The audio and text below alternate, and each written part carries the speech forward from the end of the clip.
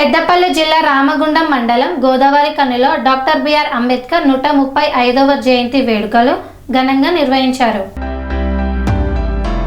రామగుండం నగరపాలక సంస్థ ఆధ్వర్యంలో ఘనంగా డాక్టర్ బిఆర్ అంబేద్కర్ 135వ జయంతి వేడుకలు ఘనంగా నిర్వహించారు. మున్సిపల్ కార్యాలయం సమీపంలో అంబేద్కర్ విగ్రహానికి పూలమాలలు వేసి ఘన నివాళులు అర్పించిన మంత్రి శ్రీధర్ బాబు, స్థానిక ప్రజా ప్రతినిధులు, అధికారుల అనంతరం ప్రజాపాలన ప్రగతి ప్రణాళికలో భాగంగా అరేవ్ అలేవ్ కార్యక్రమాన్ని ఉద్దేశించి రోడ్డు భద్రతా ప్రమాణాలు పాటిస్తామని ప్రతిజ్ఞ చేశారు. అంబేద్కర్ ఆలోచన విధానాన్ని భవిష్యత్ తరతరాలకు అందించే విధంగా అంబేద్కర్ సిద్ధాంతాలకు అనుగుణంగా ప్రతి భారత పౌరుడు నడుచుకోవాలని పేర్కొన్నారు. మహిళలకు ప్రాధాన్యత ఇవ్వాలని, ఆస్తుల్లో సరిసమానమైన హక్కులు కల్పించాలని చట్టాన్ని తీసుకురావడానికి అంబేద్కర్ కృషి చేశారు. అతి త్వరలోనే రామగుండం పారిశ్రామిక ప్రాంతంలో డాక్టర్ బిఆర్ అంబేద్కర్ కమ్యూనిటీ హాల్తో పాటు స్టడీ సెంటర్ నిర్మాణం చేపడతామని ఐటీ శాఖ మంత్రి శ్రీధర్ బాబు తెలిపారు. అంబేద్కర్ గారికి ఘన నివాళులు అర్పించేందుకు వచ్చిన మీ అందరికీ కూడా ప్రత్యేక శుభాకాంక్షలు, ధన్యవాదాలు తెలియజేస్తూ, మీ అందరు చూస్తూ ఉన్నారు, గత 10 సంవత్సరాల పాలనలో ఒక్కరోజు కూడా గతంలో ఉన్న శాసనసభ్యులు కానీ, మేయర్లు కానీ ఎవరు కూడా ఇక్కడికి రాకుండా అంబేద్కర్ గారిని అవమానించిన సందర్భాలు మనం అనేకం గమనిస్తూ ఉన్నాం. కానీ ఈరోజు అంబేద్కర్ గారు రచించిన రాజ్యాంగంతో ఈరోజు భారతదేశం అంతా ముందుకు వెళ్తున్న దళితులందరినీ కూడా గౌరవించాలి, వారికి రావాల్సిన హక్కులను, దళితులను ఐకమత్యం చేసి ఉన్నతముగా తీర్చిదిద్దాలనే సంకల్పంతో ఈరోజు గౌరవ మంత్రివర్యులు ప్రత్యేకంగా మన దగ్గరకు వచ్చి మనలందరినీ ఆశీర్వదించి ఈ రామగుండం నియోజకవర్గాన్ని అన్ని రంగాలలో ముందుకు తీసుకెళ్లేందుకు వారు శాయశక్తుల ప్రయత్నం చేస్తూ గౌరవ ఎమ్మెల్యే రాజ్ ఠాకూర్ గారు ఇచ్చిన ప్రతి వినతి పత్రాన్ని తీసుకొని ముఖ్యమంత్రి గారితో మాట్లాడి ఈ రామగుండం నియోజకవర్గానికి వేల కోట్ల రూపాయలు ఇప్పించి మనలందరినీ ఈ ప్రాంతాన్ని అన్ని రంగాల్లో ముందుకు తీసుకెళ్తున్న గౌరవ మంత్రివర్యులు గారికి ప్రత్యేకంగా రామగుండం మున్సిపల్ కార్పొరేషన్ పక్షాన వారికి ధన్యవాదాలు, శుభాకాంక్షలు తెలియజేస్తూ, మీరందరూ ఆలోచన చేయండి. గత 10 సంవత్సరాలుగా ఇక్కడికి ఒక ఎమ్మెల్యే గాని, ఒక ఎంపీ గాని, ఒక మంత్రి గారు గాని ఒక్క రోజు కూడా రాకుండా కేవలం దళితులు అనే ఆలోచనతోటి ఇక్కడికి రాకుండా మనల్ని ఇబ్బందులకు గురి చేస్తే, ఈ రోజు మా నాయకులు ఖచ్చితంగా మీ ప్రాంతానికి వస్తాం, మన వాళ్ళందరినీ ఏకం చేయండి, ఈ ప్రాంతాన్ని అన్ని రంగాలలో ముందుకు తీసుకెళ్లేందుకు కావలసిన అన్ని వనరులు ఇప్పించే బాధ్యత నేను తీసుకుంటా అని వారు మాట ఇచ్చి, ఈ పెద్దపల్లిలో అర్జెంట్ ప్రోగ్రాం ఉన్నప్పటికీ కూడా మనలందరినీ కలవాలి, మనందరితోటి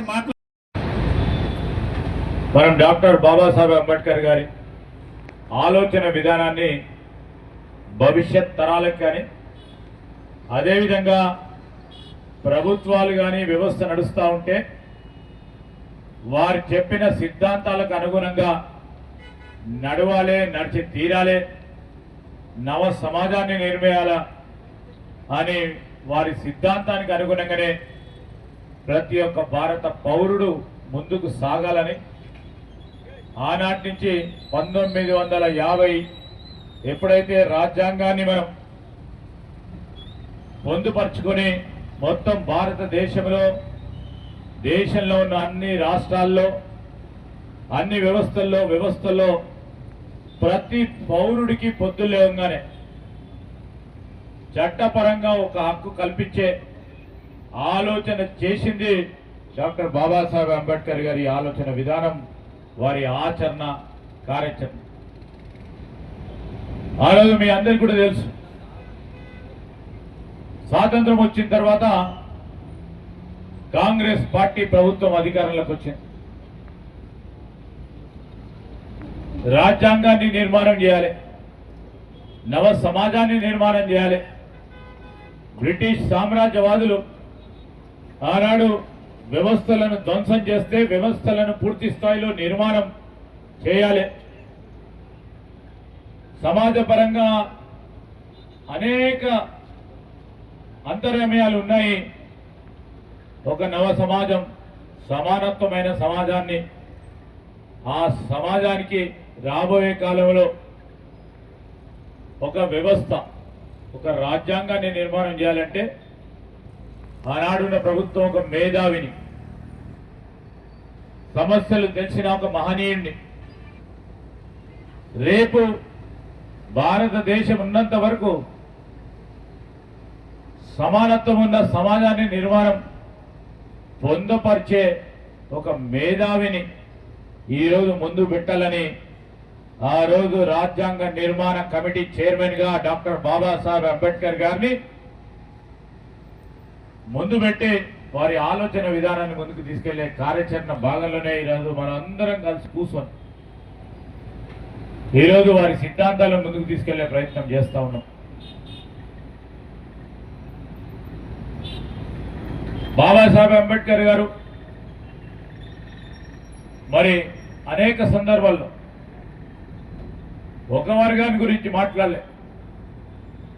ఈరోజు అన్ని వర్గాలకు న్యాయం జరగాలి, అన్ని వర్గాలు సమానమని చెప్పిన మహనీయులు.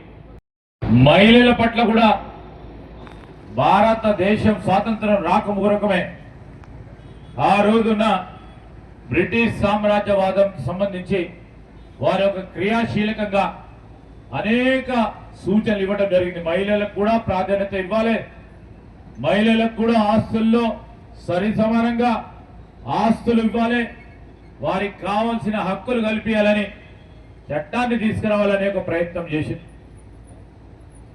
స్వాతంత్రం వచ్చిన తర్వాత అదే కార్యాచరణ తీసుకెళ్లి ఈరోజు మహిళలకు సంబంధించిన వారి గౌరవాన్ని, వారి ఆత్మాభిమానాన్ని, వారికి సమాజంలో మరి అందరితో పాటు వారికి అన్ని హక్కులతో కూడుకున్న సమాజాన్ని ఈరోజు మేమందరం కూడా చేస్తా ఉన్నామంటే బాబాసాహెబ్ అంబేద్కర్ గారి ఆలోచన, వారి సిద్ధాంతం, రాజ్యాంగంలో వారు నిర్మాణం చేసిన ఆర్టికల్స్ కానీ చాప్టర్సే కానీ మరి కార్యాచరణలో మనం అందరం కూడా ముందుకు సాగుతా ఉన్నాం.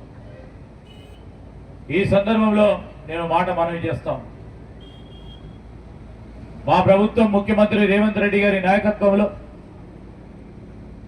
సమాజంలో ఉన్న అన్ని వర్గాలకు మేలు చేయాలని అంబేద్కర్ గారి ఆలోచన విధానానికి అనుగుణంగానే ఈరోజు మేము ప్రయత్నం చేస్తా ఉన్నాం. ఎక్కడైనా చిన్న ఆరా కోరా తప్పులు జరిగినా ఆ విధమైన తప్పులు జరగకూడదు, నవ సమాజానికి అంబేద్కర్ గారి సూచనలనే ప్రాథమికంగా తీసుకొని ముందుకెళ్లే కార్యాచరణ తీసుకొని ముందుకు నడుస్తా ఉన్నాం. ఈరోజు గోదావరి కనిపట్నం రామగుండం నియోజకవర్గంలో 2 సంవత్సరాల కాలంలో మరి ఈరోజు దళిత వాడలకు సంబంధించి కానీ ప్రత్యేకంగా ఒక డ్రైవ్ తీసుకున్నారు సోదరులు రాజ్ ఠాకూర్ గారు. ఎస్సీ ఎస్టీ వాడలకు సంబంధించి 2 సంవత్సరాల కాలంలో 14 కోట్ల రూపాయలు వెచ్చించి కావలసిన మౌలిక సదుపాయాలు కల్పించే కార్యక్రమం చేసే ప్రయత్నం చేసింది.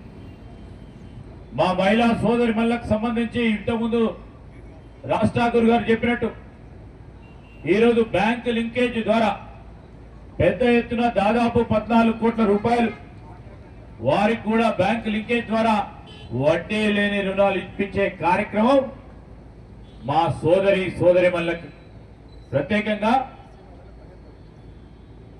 దళిత వర్గాలకు సంబంధించిన మహిళా సోదరిమణులకు 14 నుంచి 15 కోట్ల రూపాయల వరకు వెచ్చించడం జరిగింది. ఇంకా కూడా చేసేది ఉంది. ఈరోజు అంతా కూడా సింగరేణి ప్రాంతం, ఈ ప్రాంతంలో ఒక ప్రధానంగా ఎప్పుడు కూడా అడుగుతూ ఉంటాడు మీ ఎమ్మెల్యే, ఇక్కడ ఒక అంబేద్కర్ కమ్యూనిటీ హాల్ కావాలి. ఆ కమ్యూనిటీ హాల్ కు సంబంధించిన నేను అడిగిన భూమి ఉంటే చెప్పా ఏదైనా చేద్దామని, దానికి కూడా భూమి లేదు రెవెన్యూ పరంగా. ఏమైనా ఉందమ్మా?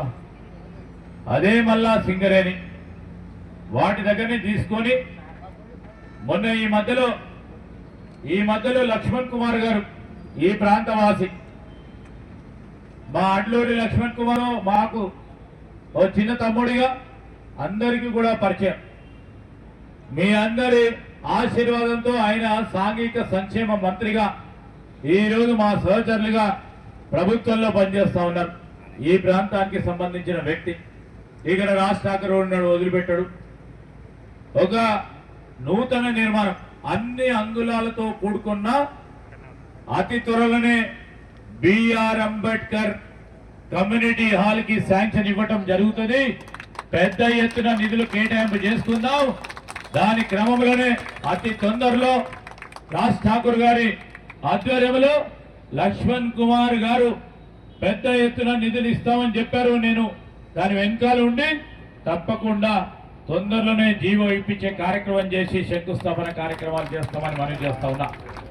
దానికి సంబంధించి ఇప్పుడే చెప్పిండు, మన పిల్లలందరూ చదువుతూ ఉంటారు. వారికి పోటీ పరీక్షల్లో పాల్గొనాలంటే వారు హైదరాబాద్కో చదువుకోవడానికి, లేకుంటే ఢిల్లీకో ఐఏఎస్ ఐపీఎస్ పక్కన కూర్చున్న సిపి లాగానో మా అడిషనల్ కమిషనర్ లాగానో ఐఏఎస్ ఐపీఎస్ కావాలంటే కోచింగ్ తీసుకొని ఏడికి పోవాలి, హైదరాబాద్కి పోవాలి, లేకుంటే ఢిల్లీకి పోతారు. అలాంటి సదుపాయం ఇక్కడ కలిగేయాలని వారు చెప్పారు.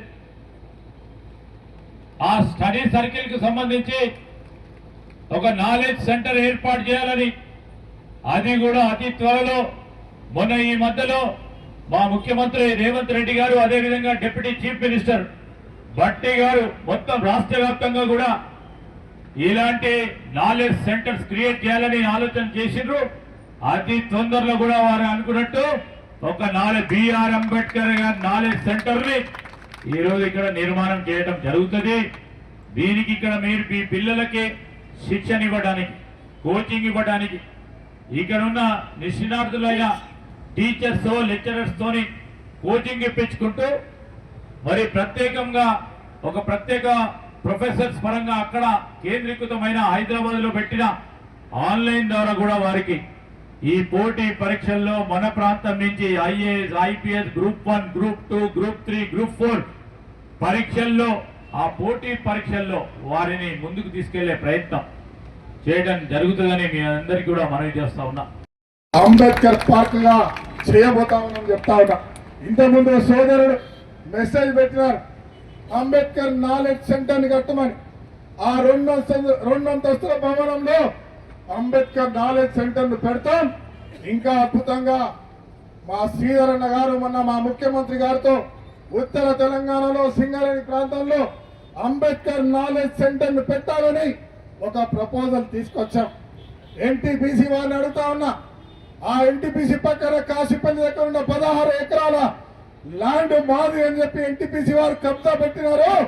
ఆ రెవెన్యూ భూమిని మాకు ఇప్పిస్తే అక్కడ 60 కోట్ల రూపాయలతో లేదా దానికి కావలసిన నిధులతో రాష్ట్ర ప్రభుత్వం అంబేద్కర్ నాలెడ్జ్ సెంటర్ ను ఉత్తర తెలంగాణలో సింగరేణికి సంబంధించిన ప్రాంతంలో ఇక్కడ నుంచి హైదరాబాద్ వరకు, ఇక్కడ నుంచి భూపాల్పల్లి వరకు ప్రతి ఒక్క దళిత కుటుంబాలకు, ఈ ప్రాంతాల్లో ఉన్న అన్ని బలహీన వర్గాల కుటుంబాలకు, ఆ పిల్లలకు ఐఏఎస్లు ఐపీఎస్లు ఇతరత్ర కోచింగ్లు ఇస్తూ వారికి మనం చేస్తున్న ప్రభుత్వ ఉద్యోగాలు ఏ రకంగా అయితే ఇస్తున్నామో ఈ ప్రాంతంలో చదువుకున్న బిడ్డలకు సరైనటువంటి ట్రైనింగ్ ఇచ్చే విధంగా మీరు మాట ఇవ్వాలని చెప్పి కోరుతూ, ఎప్పుడు జరగని విధంగా అద్భుతంగా ఇంతమంది మహిళలు ఇవాళ కాంగ్రెస్ పార్టీ మహిళలకి 33% ఇవ్వాలని మొదటి నుంచి పోరాటం చేస్తూ ఇవాళ దాన్ని నిజం చేసే ప్రయత్నం చేస్తా ఉంది.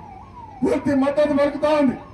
స్థానిక ఎన్నికల్లో ఇచ్చినాం, ఈ రోజు అసెంబ్లీ పార్లమెంట్ లో కూడా ఇవ్వాలని ఈ రోజు కాంగ్రెస్ పార్టీ పెట్టిన మరి మద్దతుకు ఇవాళ దానికి ముడిపెట్టి మోడీ అనేవాడు మరొక కేడి లెక్కలు చేస్తా ఉన్నాడు. ఏదైనా మా మహిళలందరూ కూడా ఇంత పెద్ద సంఖ్యలో, దాంతో పాటు ప్రతి ఒక్క దళిత కుటుంబాలు, బహుజనులు ప్రతి ఒక్కరు కూడా ఈ రోజు వచ్చి కానీ వీళ్ళు ఎరగని రీతిలో ఇంత అద్భుతంగా ఏర్పాట్లు చేసినటువంటి మరి మా ఆర్ఎంసీకి సంబంధించిన అధికారులకి, వారితో పాటు అందరికీ సహపంక్తి భోజనాలు ఏర్పాటు చేసి అద్భుతంగా ఏర్పాటు చేసేందుకు వారందరికీ కూడా శుభాకాంక్షలు చేస్తూ ప్రతి ఒక్కరికి కూడా జై భీమ్, అంబేద్కర్ ఆశయాలను నిరంతరం ఈ ఒక్క రోజు కాదు నిరంతరం కొనసాగిద్దామని మీ అందరికి తెలియజేస్తూ నాకు ఈ అవకాశం కల్పించినందుకు ధన్యవాదాలు. అనేక సంవత్సరాలుగా ఈరోజు అంబేద్కర్ గారి జయంతి జరుపుకుంటా ఉన్నాం. ఇదే పద్ధతుల్లో అనేక సార్లు జరుపుకున్నాం. పెద్దవాళ్ళు చెప్తా ఉన్నారు ఎప్పుడు ఈ రకంగా జరగలేదని. అద్భుతమైన ఏర్పాట్లు భారతదేశంలో బలహీన వర్గాల వారికి, భారతదేశాన్ని అత్యంతమైన గౌరవం ఇచ్చే విధంగా ప్రపంచంలో దేశం మనది ఏది తక్కువ కాదు అన్నట్టుగా రాజ్యాంగాన్ని రచించి మనకిచ్చిన అంబేద్కర్ గారు ఆ రోజు ప్రభుత్వంలో చాచా నెహ్రూ గారు ప్రధానమంత్రిగా, వీరు మంత్రిగా రాజ్యాంగాన్ని రచించే బాధ్యత తీసుకొని ఇవాళ భారతదేశాన్ని ఒక బంగారు భవిష్యత్తు ఇస్తూ మన అందరం కూడా తలెత్తుకొని గర్వంగా జీవించే విధంగా అధికారాన్ని కల్పించినటువంటి ఒక మహానుభావుని తలుచుకుంటూ ఈ కార్యక్రమం చేస్తా ఉన్నాం. అనేక సందర్భాల్లో మాట్లాడుకున్నాం. ఎంత మాట్లాడినా, ఎన్నిసార్లు పొగుడుకున్నా ఇవాళ వారు చూపించిన బాటలో నడుస్తూ పల్లె నుంచి పట్టణాల వరకు ప్రతి పేదవాడు, బలహీన వర్గాల వారు ప్రతి ఒక్కరూ బాగుండాలని, చదువుకోవాలని, ఇలా చదువు ద్వారానే అత్యంత ప్రాధాన్యత ఈ దేశంలో బంగారు భవిష్యత్తు దొరుకుతుందని, మహిళా శక్తిని ముందుకు సాగనిస్తే ఆ కుటుంబంతో పాటు అన్ని ప్రాంతాలు, నగరంతో పల్లెలతో పాటు ఇవాళ అన్ని ప్రాంతాలు బాగుపడతాయని మరి అంబేద్కర్ గారు సూచించిన రాజ్యాంగాన్ని, మరి సూచనలను తూచా తప్పకుండా భారతదేశంలో ఇప్పటివరకు కాంగ్రెస్ పార్టీ అధికారం ఉన్న ఎక్కడెక్కడ ఉన్నటువంటి ప్రాంతాల్లో అత్యద్భుతంగా ప్రోత్సహిస్తూ ముందుకు పోతా ఉన్నాం. దురదృష్టం 12 సంవత్సరాలుగా కేంద్రంలో ప్రభుత్వం వచ్చింది. ఇలా గమనించాలి, మోడీ రూపంలో ఇలా అమిత్ షా మాట్లాడతాడు, మోడీ మాట్లాడతాడు. దళిత బీసీ నాయకులందరూ కూడా జాగ్రత్త పడాల్సిన అవసరం ఉందని చెప్తా ఉన్నా. అంబేద్కర్ రచించిన రాజ్యాంగాన్ని మారుతాం, మన రాజ్యాంగాన్ని తెస్తామని ఒక కొత్త పోకడ కొడతా ఉన్నారు.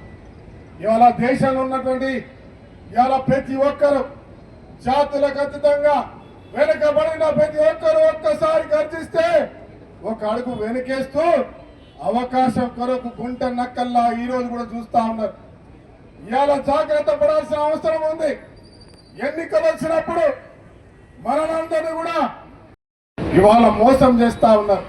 శ్రీరాముడు మనాడు, సీతారాములు మనవాళ్ళు. రామగుండంలో, కాళేశ్వరంలో, రామగిరిలో, గోదావరి ప్రాంతాల్లో ఈ ఎవరు పుట్టినప్పుడు స్వతంత్రమే కాదు, మానవ జాతిలో ఆ రోజు ఈ దేవుడి జన్మనిచ్చి ఈ ప్రపంచానికి మంచి చేయాలని సంకల్పించిన ఆ దేవుడు ఈ ప్రాంతంలో నివాసం ఉంటే ఇక్కడ ఉన్న వాళ్ళు మాట్లాడతాడు, శ్రీరాముని మేమే కనుగొన్నామని. ఆ శ్రీరాముని పేరు చెప్పి భారతదేశంలో లేని రచన సృష్టిస్తూ ఇవాళ అంబేద్కర్ రచించిన రాజ్యాంగాన్ని తుడిచేయాలనే కుట్ర పంతున్నటువంటి కేంద్ర ప్రభుత్వాన్ని, ఆ పార్టీని, ఆ పార్టీతో కలిసిన వాళ్ళని ఒకటి వేళ్లతో పీకేయకపోతే, వాళ్ళని హతపోతానికి తొక్కకపోతే బలహీన వర్గాలకు మరొక్కసారి పోరాటం చేసే అవకాశం ఇవాళ అవసరం ఉంటుందని నేను మీ అందరికీ తెలియజేస్తా ఉన్నా. బంధువులారా, ఈరోజు రాష్ట్ర ముఖ్యమంత్రి రేవంత్ రెడ్డి గారు, మా నాయకుడు శ్రీధర్ బాబు గారు ఆ రోజు పేద ప్రజల కొరకి ఎన్నికల ముందు ఇచ్చిన మేనిఫెస్టోను తెలియజేసి ఇలా సన్న బియ్యం ఇవ్వాలి, మహిళలకు ఉచితంగా బస్సు ప్రయాణంతో పాటు పండించిన పంటతో పాటు చదువుకున్న వాళ్లకు ఉద్యోగాలు ఇస్తూ అనేక సంక్షేమాలు ఇస్తూ ప్రతి ఒక్కరికి పేదవాడికి ఇళ్లతో పాటు అద్భుతమైన కార్యాచరణ చేస్తూ ముందుకెళ్తా ఉన్నాం. ఇవాళ మహిళలను కోటీశ్వరులు చేయాలని ఇప్పుడే చూస్తా ఉన్నా. సుమారుగా 2300 మందికి ఇలా మహిళా గ్రూపుల ద్వారా 15 కోట్ల రూపాయలతో దళిత విభాగానికి సంబంధించిన మా అక్క చెల్లెలను ఈ ప్రభుత్వం ప్రోత్సహిస్తూ ముందుకు పోతా ఉంది. స్వామి బోధానంద గోసేవ ఆశ్రమం, సైథాపూర్. జ్యోతిష్యం, వాస్తు శాస్త్రం మన పూర్వీకులు మనకిచ్చిన వరం. దుర్గాదేవి, కాలభైరవ ఉపాసనతో వాక్సిద్ధి పొందిన శ్రీ శ్రీ బోధానందగిరి స్వామివారు మీకు ఎలాంటి సమస్యలున్నా, వాటిలో ముఖ్యంగా ధన నష్టం, ఆరోగ్య నష్టం, భార్యాభర్తల మధ్య గొడవలు, ప్రేమించుకున్న వారు దూరం అవడం, ఎన్ని సంబంధాలు వచ్చినా పెళ్లి ముడి పడకపోవడం, రోడ్డు ప్రమాదాలు, అప్పుల బాధలు, వ్యవసాయంలో నష్టాలు, పెద్దల మాట పిల్లలు వినకపోవడం, ఆరోగ్య శాంతి, గృహశాంతి, మనశ్శాంతి లేకపోవడం, ఇలాంటి సమస్యలు ఉన్నట్లయితే ఒక్కసారి స్వామీజీని కలవండి. మీ సమస్యలకు తగిన పరిష్కారాన్ని పొందండి. అంతేకాక అన్ని రకాల వ్యాధులకు గోపంచకవ్య మరియు మూలికా వైద్యం చేయబడును. నమ్మకంతో రండి, ఆయురారోగ్యాలతో వర్ధిల్లండి. మా అడ్రస్ స్వామి బోధానంద గోసేవ ఆశ్రమం, సైతాపూర్, వీరభద్ర స్వామి గుడి దగ్గర, యాదగిరిగుట్ట. సంప్రదించవలసిన నెంబర్ 9849213754 మరియు 9618